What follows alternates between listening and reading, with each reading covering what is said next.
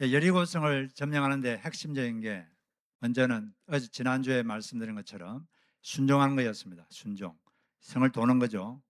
성을 도는 것과 무너지는 건 아무 관계가 없습니다. 근데 하나님은 그 순종을 테스트하는 거예요. 너희들이 순종하는지 안 하는지, 그 순종을 통해서 하나님이 능력이 임하는 거니까 하나님의 어떤 합리성에 순종하지 말고 하나님의 군의 자체에 순종하라. 그런 의미에서 하나님은 그런 명령을 주신 것입니다. 순종하면 하나님이 일을 하십니다. 이번에 제가 수련회 가가지고 그중에 이제 모퉁이돌 선교회 선교사님이 오셔가지고 하는 사역도 좀 소개하시고 기도 부탁을 하셨어요. 저도 기도하겠다고 해서 이제 이메일도 주고 그랬는데, 이분이 이제 많은 일을 이야기하시면서, 그러면서 이제 그 모퉁이돌 선교회는 북한 선교를 전문으로 하는 선교죠. 그 창립자인 이삭 목사님의 그 간정집을 한 권씩 나눠주었습니다. 그걸 제가 읽으면서 많은 은혜를 받았는데, 그 책 제목이 예 하나님. 예 하나님 뭡니까? 말씀하시면 순종하겠다는 거죠. 예 하나님. 그리고 부제목이 무익한 종의 순종 일대기. 순종했더니 무슨 일이 일어났는가, 그런 이야기가 쫙 적혀 있습니다. 거기에 다음과 같은 그런 이야기가 있습니다. 그런 이제 실화가 적혀 있는데, 이분이 원래는 이제 10대 때 미국에 이민 와가지고 미국에 쭉 살았어요. 아주 사업이 잘 됐습니다. 아주 사업이 하는지 잘 되고 있는데 하나님의 부르심을 받아서 중국과 이제 북한 선교를 시작하게 됐는데, 처음에는 이제 성경 전달하는 사역을 했습니다. 1980년대만 해도 중국은 아주 그 핍박이 심했어요. 성경도 못 가지고 있고, 뭐 이렇게 예배드리다가 잡히면 아주 어려움이 많았고, 그리고 이제 그 중국에 있는 그 조선족들은 극동방송, 한국에서 송출하는 극동방송을 들으면서 예배드리고, 거기서 성경 말씀 이야기해 주면 그 받아 적어 가지고 그걸로 그걸 읽고 외우고 막 그런 식으로 하였습니다. 그런데 이제 1980년대 후반에 어떤 한 지역에 성경을 전달하고 성도들과 이야기를 나누고 있는데, 갑자기 한 낯선 아주머니가 갑자기 그 확 문을 두드리는 거예요. 그 문을 두드려서 들어오시라 해서 들어왔는데, 하시는 말씀이 혹시 여기 미국에서 오신 목사님이 계신가요? 그래서 목사님이 예, 접니다. 그러니까 그럼 혹시 성경을 가지고 오셨나요? 저에게 성경 한 권만 주실 수 있습니까? 그러는 거예요. 그러면서 이분의 그 이야기를 이제 그분이 그분이 눈물을 흘리면서 이제 말씀하셨는데, 그분의 이야기가 아주 기막힌 사연이 있습니다. 이분은 원래 예수 믿는 가정에서 태어났는데, 그 중국에 1966년부터 76년까지 10년 동안 문화 대혁명이 있었죠. 그때 자기 또래 중학교 한 2학년, 3학년 남자아이들이, 이분이 여자인데 남자아이들이 자기를 발가벗겨 가지고 막 예수 믿는다고 발가벗겨 가지고 막 길거리를 끌고 다니면서 엄청난 수모를 주었습니다. 그것도 한두 번이 아니고 여러 번 그런 수모를 주고, 그리고 자기가 갖고 있는 성경이 있는데 그 성경을 불로 태워버리고, 그때부터 성경을 구하지 못해가지고 막연히 기다리고 있었습니다. 근데 몇 년 전부터 중국에 성경이 들어온다는 이야기를 들었어요. 그 이야기를 듣고 성경 한 권을 얻기 위해서 7년을 기도를 했다고 합니다. 7년 동안 주여 성경을 한 권 구하게 해주십시오, 이렇게 막 기도를 하고 있었어요.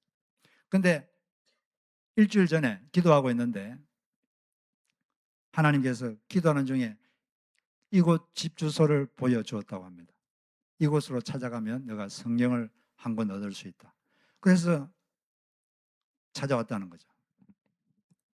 그래서 제가 그 여자분의 그 아주머니에게 성경을 한 권 딱 주니까 마치 잃었던 자식을 찾은 것처럼 통곡하면서 울기 시작했습니다. 근데 울기 시작했는데 11시간을 울었습니다. 한두 시간, 11시간 동안 너무 기뻐가지고 성경을 얻게 돼가지고 너무 기뻐서 11시간을 울었습니다. 그런 일도 있고, 또 한 번은 중국어로 된 그 쪽복음, 복음서 쪽복음을 어떤 할아버지에게 이렇게 전달했는데 이분이 눈이 나빠가지고 잘 보이질 않았어요. 그래서 옆에 길거리 가는 청년에게 좀 읽어달라고 했습니다. 그 당시 중국은 낙후돼가지고 TV도 없고 뭐 볼거리가 없었죠. 그래서 뭔가 좀 호기심 있는 일이 생기면 사람들이 막 보려고 몰려들고 그랬어요. 근데 길거리에서 한 청년이 할아버지에게 뭐 글을 읽어주고 있으니까 뭔가 해서 호기심으로 사람들이 막 몰려들었습니다. 27명이 몰려들었어요. 그 청년이 이제 복음서를 그냥 읽었어요. 쫙 복음서를 막 읽었는데 그 복음서를 듣고 그 읽는 걸 듣던 그 27명이 다 그 자리에서 무릎 꿇고 예수님을 영접했다고 합니다. 이게 기적이 아닙니까? 그냥 그분은 그냥 하나님이 성경을 전달해라. 그래서 아주 온갖 어려움을 무릅쓰고 전달했는데 이해할 수 없는 그런 일들이 일어난 거죠. 이분이 이제 원래 이 사역을 시작하기 전에 이제 미국에 있다가 한국에 혼자 왔습니다. 가족은 두고 혼자 와가지고 모퉁이돌 선교회를 설립했는데 오랫동안 미국에 살았기 때문에 한국에는 아는 사람이 없어요. 아는 사람도 없고 또 신학교도 미국에서 나왔기 때문에 아는 목사님도 없고 그래서 성경 배달해야 되는데 가려면 여행비도 있어야 돼. 중국 여행비도 있어야 되고 또 성경 구입할 돈도 있어야 되는데 돈도 한 푼도 없고 근데 이제 그 자기 남동생이 먼저 한국에 먼저 좀 들어와 있었는데 그 동생 집에 얹혀 살면서 있었어요. 근데 동생이 근데 집에서 기도만 하고 있으니까 형님이 동생이 보기에 안쓰러워가지고 아니 기도만 하지 말고 사람을 만나서 도움도 청하고 전화를 해서 후원도도 구하고 먼저 움직여야 되지 않겠습니까 형님? 근데 그렇게 말했는데 그분 생각은 근데 그분은 자기가 사람들 만나서 도움을 청하는 게 본인하고 잘 맞지도 않고 또 하나님보다 앞서서 일을 벌여놓고 뒤늦게 하나님의 도움을 구하고 싶지도 않았습니다. 그러면서 동생이 이렇게 말했어요. 하나님 백성에게 성경을 전달하는데 하나님이 급하시겠냐? 내가 급하겠느냐? 하나님이 급하시면 도울 사람을 붙여주시고 또 필요한 돈도 주시겠지 하고 이렇게 말했어요. 근데 그런 방법이 때로는 좀 수동적으로 보이고 더딘 것처럼 보일지라도 사실은 가장 확실하게 일할 수 있는 방법이다. 이렇게 그분은 스스로 적고 있습니다. 그러면서 그 기다리는 시간 동안 계속 기도했습니다. 기도하면서 많이 울었습니다. 한강변에서 울고 밥 먹으면서 울고 왜 울었느냐? 그 성경을 기다리고 있는 사람들 생각하니까 너무 눈물이 나는 거예요. 그러고 있는데 어느 날 갑자기 연락이 왔습니다. 미국에서 가깝게 지내고 있는 권사님이 있는데 그 권사님이 따님이 한국에 있었는데 그 따님이 이야기를 듣고 찾아왔어요. 본인이 필요한 모든 경비를 대겠습니다. 모든 여행비와 성경 구입비 모든 걸 다 본인이 다 대겠습니다. 그때부터 이제 사역이 시작됐어요. 그때부터 하나님 필요할 때마다 사람들을 보내주시고 후원자도 보내주시고 처음에는 몇십 권, 그 다음에 몇백 권, 나중에는 몇천 권. 처음에는 중국에만 하다가 이제 북한으로 들어가고 지금은 북한을 전문으로 북한에 지하교회가 되게 많거든요. 그 지하교회 성도들을 또 세워주고 그런 사역을 아주 활발하게 하고 있습니다. 그 책에 제가 인상적으로 읽은 구절이 있는데 다음과 같이 적고 있습니다. 젊을 때에는 내 고집으로 무언가를 해보려고 부단히도 애를 썼습니다. 그 계획이나 열심 혹은 열정이 하나님을 내 마음대로 끌고 가려 했던 것이 많았습니다. 그렇게 하는 일들이 잘 이루어질 리가 없었습니다. 결국은 순종하는 것이 이기는 것이고 순종하는 일이 이루어지는 것입니다. 순종하는 것이 하나님 일을 이루는 것이고 순종하는 것이 하나님을 기쁘시게 하는 것입니다.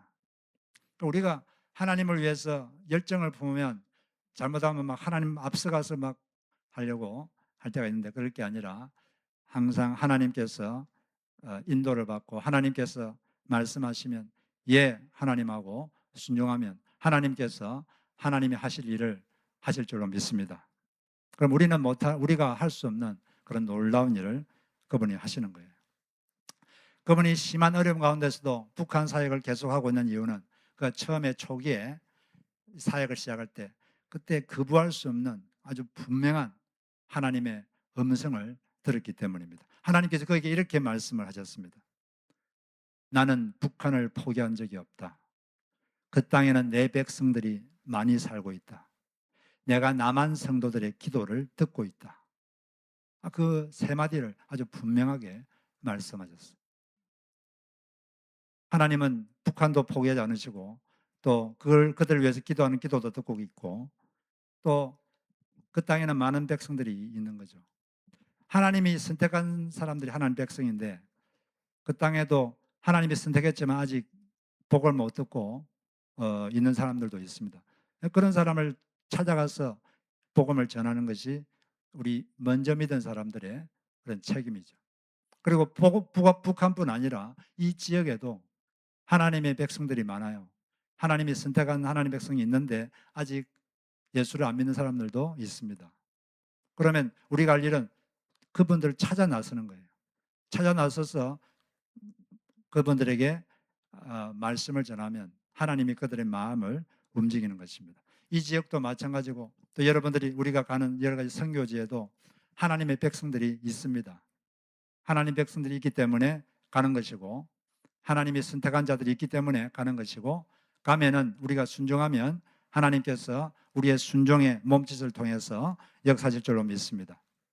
우리는 할 일은 한 걸음씩 한 걸음씩 하나님 인도를 받아 순종할 때 하나님이 하나님의 능력을 베푸시고 하나님이 하실 일을 하시게 되는 것입니다. 하나님의 일에는 사람의 기도와 사람의 순종 이 두 가지가 필요합니다. 하나님은 혼자 하실 수 있지만 혼자 안 합니다. 하나님께서 사람을 만드실 때 사람을 하나님의 동력자로 만드셨어요. 하나님은 사람의 기도를 통해서 일을 하십니다. 그리고 사람의 순종을 통해서 일을 하십니다.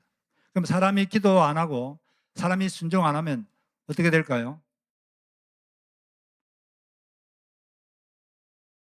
기도하는 사람이 없고 순종하는 사람이 없으면 어떻게 될까요? 하나님의 일은 진행되지 않습니다. 사람들은 아이고 하나님이 살아계시면 세상이 이 모양 이 꼴이냐 그런 식으로 말하는 사람이 있는데 그건 뭐 좀 잘 모르는 거죠. 그런 말을 하면 하나님은 뭐라 그럴까요? 왜 이 땅에는 이렇게 기도하는 사람이 없느냐? 이 땅에는 왜 이렇게 순종하는 사람이 없느냐? 하나님 이렇게 반문하십니다. 하나님은 사람의 기도가 필요하고 사람의 순종이 필요합니다. 그 두 개를 통해서 역사하는 거죠. 이 여리고성이 무너지는데도 크게 두 가지를 하라 그러셨어요. 돌아라. 성을 돌아라. 순종하라는 거죠. 이해 안 돼도 그냥 하라면 해. 까라면 까. 하나님의 권위 자체에 순종하는 거예요. 합리성에 순종하는 게 아니라 하나님의 권위 자체에 순종하는 것입니다. 그런데 도는데 뭘 하면서 돌아라 그랬죠? 뭘 하라면 뭘 한 가지는 하지 말고 하나는 하면서 돌아라 그랬죠. 뭘 하지 말고 뭘 하라 그랬습니까? 말은 하지 말고 나팔을 불어라. 예, 말은 하지 말고 나팔을 불어라. 예, 이 일곱 제사장이 일곱 나팔을 가지고 나팔을 불면서 성을 돌라고 하셨습니다. 말을 하지 말라는 것은 다음 주에 제가 설명하겠지만 하나님은 이스라엘 민족들의 말 때문에 큰 상처를 받은 적이 있습니다. 다시 그 상처를 받고 싶지 않기 때문에 말하지 마. 말하지 말고 나팔을 불어라. 그 나팔은 뭐냐? 나팔은 먼저 이제 찬양하는 거죠. 제사장들은 나팔을 통해서 찬양을 했습니다. 근데 평소에는 나팔이 찬양하는 거지만 이 전쟁할 때 나팔은 무슨 의미가 있느냐? 거기에 대해서 민수기 10장 9절에 다음과 같이 되어 있습니다. 같이 한번 큰 소리로 읽어보겠습니다. 자, 시작. 또 너희 땅에서 너희가 자기를 압박하는 대적을 치러 나갈 때에는 나팔을 크게 불지니 그리하면 너희 하나님 여호와가 너희를 기억하고 너희를 너희의 대적에게서 구원하시리라. 여기 보니까 이 적을 치러 나갈 때 나팔 소리는 뭐죠? 그건 하나님 우리를 도와주십시오. 기도하는 거예요. 나팔을 불면 내가 너희를 기억하겠다. 기억하겠다는 게 무슨 뜻일까요? 하나님이 깜빡했다가 아이고 내가 깜빡했네. 잊어버린 걸 다시 기억하고 그런 걸까요? 그런 게 아니라 하나님은 뭔가를 잊어버리고 그런 분이 아니죠. 하나님이 이미 약속하신 것, 그것을 행동을, 그 약속을 바탕으로 이제 행동을 시작하신다. 행동을 개시하신다. 그런 것을 하나님이 기억하신다. 이런 표현을 씁니다. 성경 언어란 것은 사람이 이해할 수 있도록 하는 언어이기 때문에 그런 표현을 쓰는 거죠.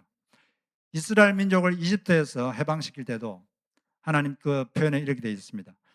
그렇게 노예 생활하면서 사람들이 하나님께 부르짖었어요. 하나님 백성들이 하나님께 부르짖음에 하나님께서 언약을, 아브라함에게 해주신 약속을 기억하셨더라. 그게 뭐냐면 아이고 깜빡했는데 생각한다 그런 게 아니고 그 약속하신 것을 바탕으로 이제 행동을 개시하셨다. 그런 의미죠. 우리가 뭔가 일을 할 때 나팔을 불면 하나님 도와주십시오 이렇게 기도하면 하나님께서 약속을 기억하시고 행동을 개시하실 줄로 믿습니다. 우리를 위해서 이제 하나님이 대신 싸워 주시는 거죠.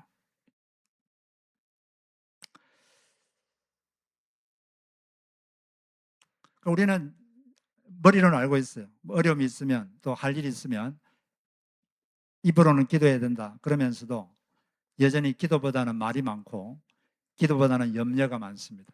기도보다는 자기 방법이 많고. 근데 워치만 니가 아주 훌륭한 기독교인 워치만 니가 다음과 같은 말을 했습니다. 사탄은 우리에게 많은 일을 하도록 격려하면서 우리의 기도 시간을 밀어낸다. 그는 영적인 일들이 기도의 기초 위에 세워지지 않으면 별 가치가 없으며 장래 결과도 헛수고이고 실패로 돌아간다는 것을 잘 안다. 그러므로 사탄의 전략은 우리로 다른 일에 분주하고 기도를 소홀히 하게 하는 것이다. 아주 영적인 세계를 간파한 그런 말입니다. 하나님의 일 없이, 하나님의 작용 없이는 영적인 일은 일어나지 않습니다. 근데 하나님은 사람의 기도를 들으시고 일을 하시죠. 사람의 기도와 사람의 순종을 받으시고 그걸 도구로 삼아서 일을 하십니다. 근데 마귀가 이렇게 억누르면 사람이 기도를 못해요. 말은 잘하는데 말하라 그러면 되게 잘해. 근데 기도하라 그러면 이상하게 말을 못해요. 뭐가 꽉 억누르고 있습니다. 그 기도를 못하는 거 여러분 영적으로 억눌려 있는 거예요. 이렇게 꽉 눌려가지고 입을 뻥끗을 못해요. 그게 정상이라고 생각합니까? 지금 비정상된 기독교인이 이 땅에 너무 많습니다. 자기 아버지한테 입을 열지를 못해. 하나님한테. 부모님인데, 영적 부모님인데. 그게 지금 눌려 있어서 그래요. 그런데 우리가 간절히 기도하면 하나님이 들으십니다. 간절히 기도하면 하나님이 듣고 하나님이 일을 하십니다. 제가 어떤 목사님한테 어떤 간증을 들은 적이 있는데 이제 교회가 부흥돼 가지고 교회가 좁아 가지고 교회 건축을 하게 됐습니다. 한 2년 정도가 교회 건축 기간으로 잡았는데 교회 건축을 할 때 이분이 기도 제목을 아주 구체적으로 적어 가지고 그걸 책자를 만들었어요. 그냥 읽으면 기도되게, 읽으면 기도되게. 100번씩 기도하면 나중에 100번 기도한 사람은 그걸 기도 책자를 갖고 오면 그 이름을 적어 가지고 그 교회 머릿돌 밑에다가 묻어주겠다. 그런 식으로 기념을 하겠다고 했습니다. 그래서 많은 사람들이 그 나중에 100번 이상 기도해가지고 많은 사람들이 기도 책자를 들고 와가지고 묻었어요. 어떤 사람은 1000번 기도한 사람도 있었습니다. 2년 동안 많은 사람들을 기도를 했어요. 그래서 2년 동안 기도를 했더니 아주 놀라운 일들이 생겼습니다. 보통 교회 건축하면 2년 해도 뭐 더 길게 하고 뭐 3년 하고 그런 게 다반사거든요. 그리고 공사비도 훨씬 더 많이 되고 근데 딱 2년 만에 마치고 공사비도 늘지 않고 그대로 탁 되고 그리고 공사 도중에 공사하는 인부 중에 한 분이 높은 곳에서 떨어졌어요. 그럼 이게 정상적으로 하면 이게 사망사고입니다. 그냥 죽을 수밖에 없는 높이에서 팍 떨어졌는데 전혀 다치질 않았어요. 찰가상도 없고 그냥 멀쩡해요. 이건 놀라운 일이죠. 그리고 또 한 번은 어떤 택시기사가 술에 취해가지고 공사장에 와가지고 막 소리를, 막 이 말을 했어요. 자기는 원래 낮에는 잠을 자고 밤에 일어나는 사람인데 자기 집이 교회 옆에 있었거든요. 공사하는 것도 좀 시끄러워가지고 자기 잠을 못 자겠다. 그래서 잠을 못 자가지고 그럼 막 항의하고 그래야 되죠. 항의하고 막 민원 넣고 막 동사무소에 민원 넣고 공사 중단해라 막.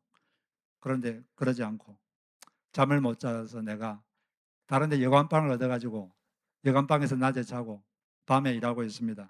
알고나 계십시오 하고 그냥 갔다고 합니다. 왜냐하면 그 공사 중에 큰 바위가 있었는데 그 바위를 깬다고 엄청 시끄러웠거든요. 근데도 하여튼 아무런 민원도 없고 뭐 떨어져도 아무 사고도 안 나고 다치지도 않고 그게 2년 동안 구체적으로 기도 제목을 적고 계속 기도하니까 하나님께 그 기도를 들으시고 역사하신 것이다. 그렇게 할렐루야. 기도 응답인 줄로 믿습니다. 여러분들도 기도할 게 있으면 그걸 적으세요. 구체적으로 적어가지고 딱 노트에다가 딱 적어가지고 그냥 기도 안 되면 그냥 읽으세요. 그냥 네? 읽으면 돼요. 그냥 그래야 기도가 응답이 되는지 안 되는지 좀 보세요. 실험을 해야 될 거 아닙니까? 맨날 기도하면 하나님이 듣는다는데 진짜 그런지 한번 테스트를 해봐야죠. 그래서 그렇게 기도 점을 구체적으로 좀 적으시고 기도를 해보시기를 바랍니다. 기도를 할 때 우리가 어떤 자세로 해야 되느냐? 우리 말씀 하나를 읽어보겠는데 역대하 7장 14절 같이 읽어보겠습니다. 시작.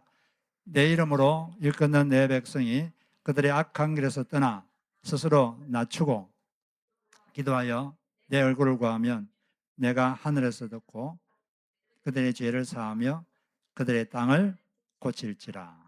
예. 하나님 백성, 예수 믿는 사람들이 먼저 악한 길에서 떠나야 돼요. 자기 생각에 뭔가 마음에 꺼림직하고 이러면 안 되는데 하는 게 있으면 그냥 아이고 이런 내 같은 사람 기도를 듣겠나 그렇게 생각하지 마시고 하나님은 회개하면 두 팔 벌고 언제나 두 팔 벌고 이렇게 환영합니다. 깨름직하게 있으면 그냥 가서 하나님 자백하세요. 하나님 죄송합니다 하면 언제든지 용서해 줍니다. 용서해 주시고 여러분의 기도를 다 들으십니다. 악한 길에서 떠나야 돼요. 마음속에 이러면 안 되는 장이 있으면 빨리 떠나야 됩니다. 그 다음에 스스로 낮추고 겸손해야 돼요. 겸손. 예. 기독교는 겸손의 종교입니다. 자기를 낮춰야 돼요. 하나님이 제일 싫어하는 게 교만한 거예요. 자기를 완전히 낮춰야 돼요. 하나님 없이는 못합니다. 하나님 도움 없이는 저는 못합니다. 이런 자세가 탁 돼 있어야 됩니다. 제가 얼마 전에 마약 중독에 걸렸다가 지금 이제 겨우 이제 회복되고 있는 분의 그런 스토리를 읽었는데 그분이 하는 말이 그 중독자 중에 다음과 같이 말하는 사람들은 끊을 수가 없다고 합니다. 어떤 식으로 말하는 사람이냐? 마약 안 했다. 이렇게 했으면서 안 했다. 이렇게 하는 사람. 또는 앞으로 안 할 거예요. 자기가 이제 어떻게 하면 안 할 수 있다 이거지. 앞으로 안 할 거예요. 자기 힘으로 할 수 있다 이거지. 그다음 제가 알아서 할게요. 제가 알아서 할게요. 내가 알아서 할게요. 내가 컨트롤할 수 있다. 그런 사람은 절대 못 끊습니다. 못 끊는다고 말해요. 일단 시작도 못 한다. 이런 사람들은. 어떤 사람이 끊을 수 있느냐? 저는 마약 못 끊습니다. 제 힘으로는 마약 못 끊습니다. 그걸 딱 인정하고 외부의 도움을 딱 청할 때 그때부터 이제 시작된다고 합니다. 그때부터 이제 시작이 되는 거죠. 그게 가능해지는 거죠. 이게 뭐야? 저는 마약 못 끊습니다. 이 바닥을 친 거죠. 외부의 도움 없이는 저는 안 됩니다. 이렇게 낮은 자세로 될 때 드디어 이제 끊을 수 있는 시작이 된다는 거죠.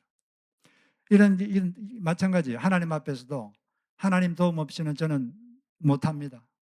하나님이 도와주셔야 됩니다.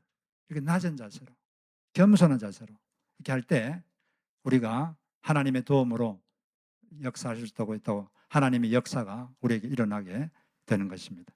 그리고 기도로 하나님의 얼굴을 구하면, 얼굴을 구한다는 건 하나님의 호의, 하나님의 도움, 하나님의 은혜를 앙망하는 거죠. 하나님의 은혜를 앙망한다는 게 간절히 바라보면서 사모하는 것. 앙망하는 자에게 하나님이 시험을 주신다 그랬어요. 앙망하는 자에게. 어떤 목사님에게 하나님이 말씀하셨다고 합니다. 너가 너의 교인들을 내게 부르짖게 하고 나를 앙망하게 만들면 내가 너에게 엄청난 축복을 내려주겠다. 그렇게 했더니 그렇게 됐다고 하는 말을 들었는데, 우리가 하나님 앙망해야 돼요. 하나님의 도움이 필요합니다. 하나님의 도움을 간절히 사모하고 앙망할 때 하나님이 임하시는 거고, 그럴 때 우리의 삶 가운데 하나님의 능력을 체험하게 되는 것입니다. 우리는 이렇게 기도해야 된다는 걸 알아요. 기도해야지. 또 제가 또 설교했으니까 그래, 기도해야지 하는데 또 안 해. 또 해야지 하면서도 금요 기도에도 안 나오고 뭐 한마디도 기도 안 하고 그래 주일 와가지고 기도하고. 왜 그럴까요 도대체? 왜 그렇죠 도대체? 저 알고 싶어요. 궁금해요.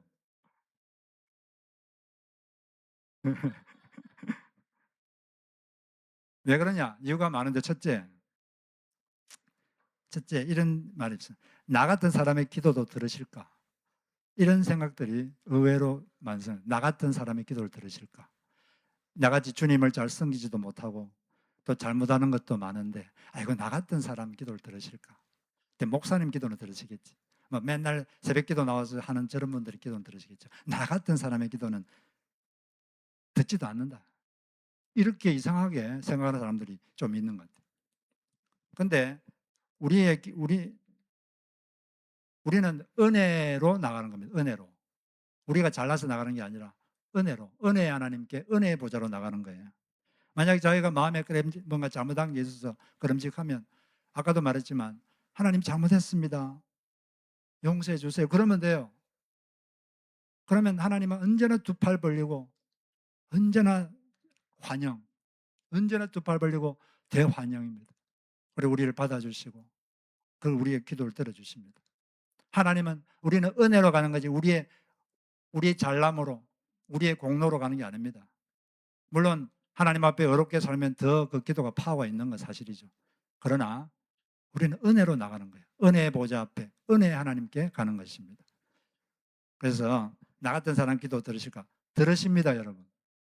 뭔가 마음에 깨름직하고 잘못한 게 생각나면 그냥 잘못했습니다 하시면 돼요. 그냥 잘못했습니다 용서해 주세요 하고 그 다음에 여러분 기도하면 되는 겁니다. 그러면 하나님은 언제나 용서해 주시고 그 기도를 다 들으십니다.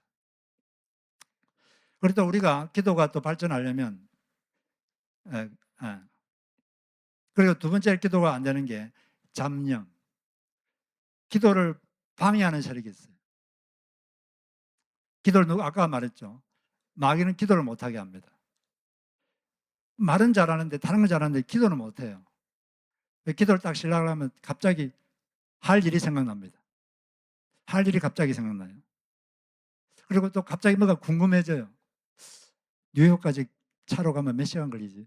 이런 생각도 들고 갑자기 궁금한 게 생겨요. 찾아봐야 돼. 또 막 보고 또 갑자기 기분 나쁜 그 사람이 왜 그런 말을 했을까?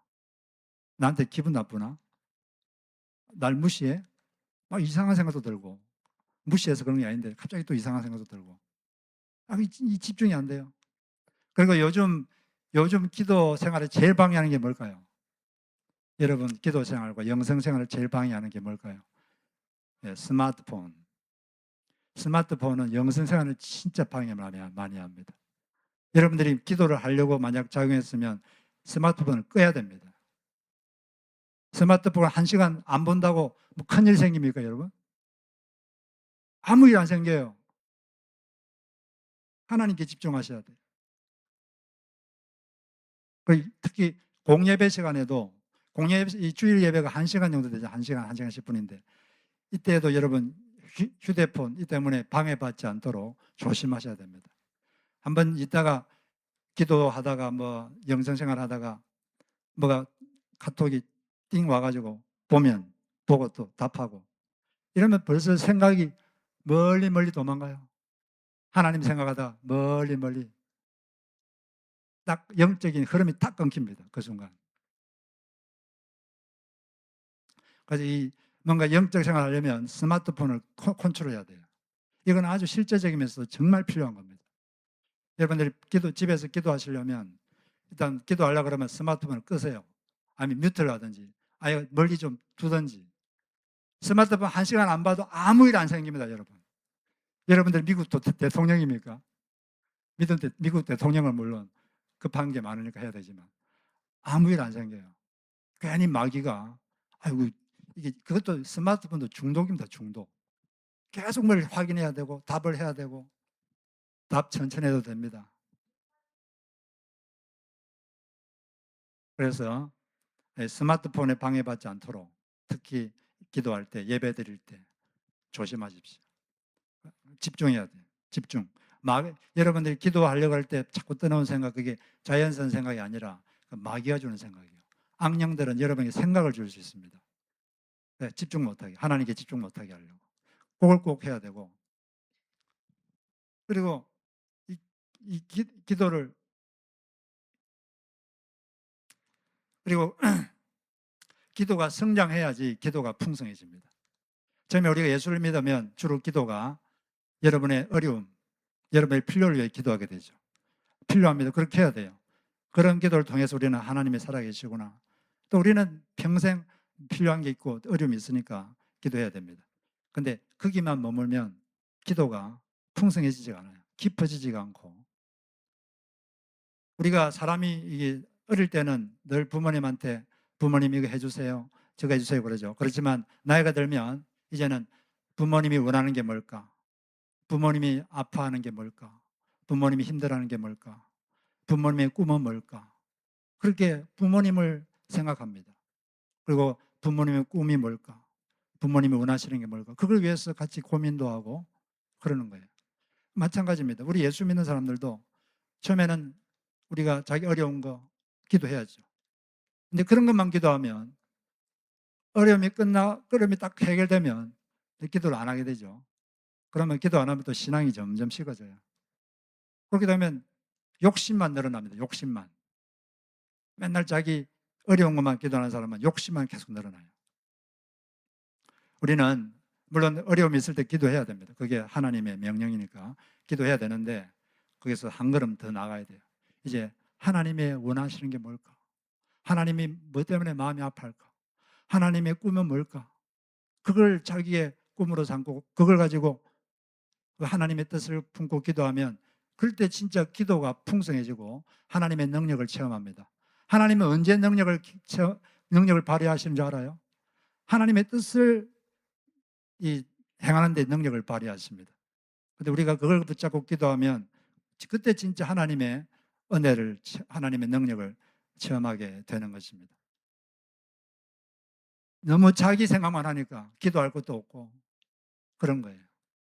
좀 더 우리 마음을 넓히고 하나님께 좀 더 집중해서 우리 기도의 깊이를 더해야 될 줄로 믿습니다.